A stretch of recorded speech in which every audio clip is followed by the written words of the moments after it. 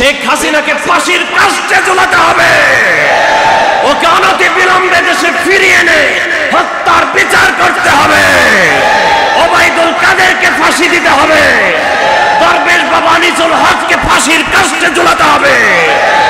ওরা এদেশের অসংখ্য মানুষের মায়ের বুক খালি করেছে, ঠিক কিনা বলে? এদেশের অর্থনীতিকে ওরা ধ্বংস করেছে, ওদেরকে হাজারবার ফাঁসি দিলেও এদেশের কোন মানুষের কষ্ট লাগবে না। ঠিক আয়না ঘর বানিয়ে অসংখ্য মানুষকে নির্যাতন করেছে, পিলখানা হত্যাকাণ্ডের মাধ্যমে এদেশের গর্বিত সেনা সদস্যদেরকে পরিকল্পিতভাবে হত্যা করেছে খুনি হাসিনা, ঠিক কিনা বলেন? শাপলা চত্বরে ইসলাম প্রিয় তাওহীদি জনতার উপরে অকাতরে নির্বিচারে গুলি করে তাদেরকে হত্যা করেছে খুনি হাসিনা এবং তার দোসরেরা, ঠিক কিনা বলেন?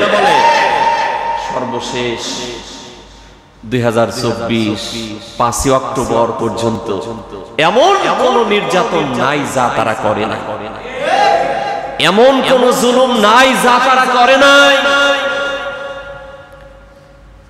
দেখেন, আমি অনেক আগেই বলছিলাম, আপনাদের হয়তো মনে আছে, যে যদি দুদক স্বাধীন হয়, তাদের যদি নিজেদের সুপ্রিম পাওয়ার থাকে, আর সেই পাওয়ার দিয়া যদি তারা তদন্ত করে যে দেশের ভিতর সবচাইতে বড় দুর্নীতিবাজ কে, আমি কিন্তু বেশ এই জালেমদের ক্ষমতার সময় বলেছিলাম, তাহলে 1 নাম্বার নাম আসবে খুনি হাসিনা।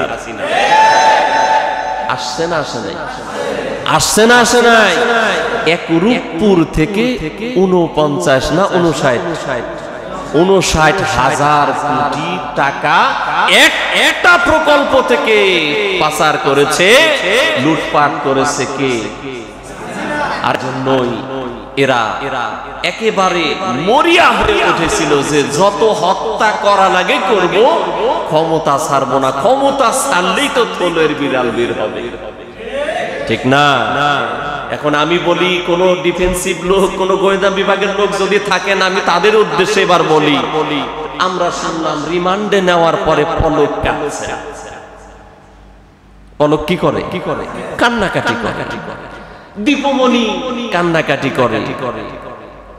আরে ভাই, রিমান্ডে নিলে আপনারা যেই পরিমাণ জুলুম অত্যাচার করছেন, কালকেও আমি আল্লামা মাহমুদুল হাসান গুনবি তার একটা বক্তব্য শুনেছি যে তাকে রিমান্ডে নিয়ে এত বড় একজন আলেমকে কিভাবে অত্যাচার করেছে ওরা, আর কান্না করে।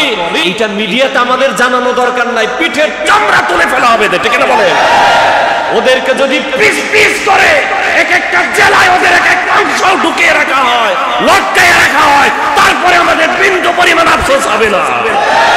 কারণ হলো ওরা চিহ্নিত খুনি, ওরা জালেম, ওরা অপরাধী। সুতরাং এই নেকা কান্নার খবর আমাদেরকে বইলেন না। এই দেশের অসংখ্য মায়ের বুক খালি করেছে ওরা, এই দেশের অসংখ্য মানুষকে অত্যাচার, নির্যাতন, নিপীড়নের স্টিম রোলার চালিয়েছে ওরা। এখনই রিমান্ড নিলে কাঁদে, ওই নেকা কান্নার খবর আমাদেরকে দেন কেন? ঠিক কিনা বলেন? এই দেশের শ্রেষ্ঠ সন্তান আলেমদেরকে ধরে নেওয়ার পরে রিমান্ডের নামে তাদের নখগুলো প্লাস দিয়ে টেনে টেনে খোলা হয়েছে, এই ইতিহাস আমাদের জানা আছে। আর এখন একটু কান্না করে, রিমান্ডে কাঁদছেন দীপমণি, ঘোড়ার খবর আমরা শুনতে চাই না, ঠিক না বলেন? এই ঘোড়ার ডিমের খবর আমাদের জানা দরকার নাই।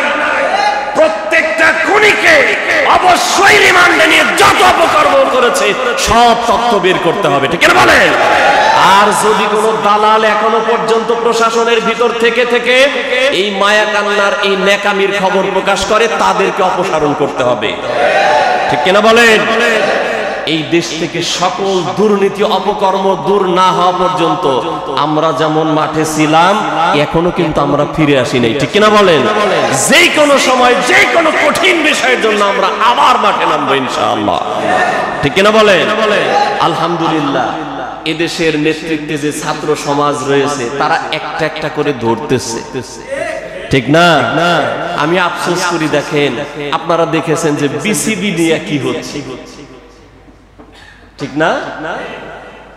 আরে ভাই, এমন কোন সেক্টর নাই ওরা দলীয়করণ করে নাই। এই অপদার্থ পাপন সে নিজের একটা বাসা বাড়ি বানিয়ে ফেলছিল এই ক্রীড়াঙ্গনকে, ঠিক না? কই পাপন কই, ঠিক না?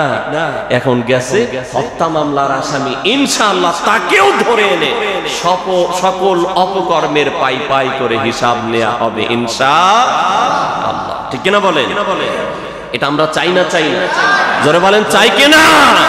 শেখ হাসিনাকে ফাঁসির কাস্টে ঝুলাতে হবে, ওকে অনতি বিলম্বে দেশে ফিরিয়ে এনে হত্যার বিচার করতে হবে, ওবাইদুল কাদেরকে ফাঁসি দিতে হবে, দরবেশ বাবা আনিসুল হককে ফাঁসির কাস্টে ঝুলাতে হবে। ওরা এদেশের অসংখ্য মানুষের মায়ের বুক খালি করেছে, ঠিক কিনা বলে?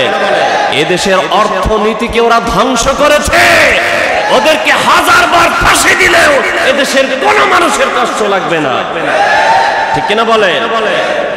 প্রিয় ভাইয়েরা খেয়াল করেন, তবে এই যে তারা অর্থনৈতিক ভাবে দেশটাকে পঙ্গু করেছে, আমাদেরকে কষ্টের মধ্যে ফেলে দিয়েছে, আমরা হতাশ নই, আমরা ভেঙে পড়ি নাই, আমরা আস্থা রাখি একজনের উপরে, তিনি কে?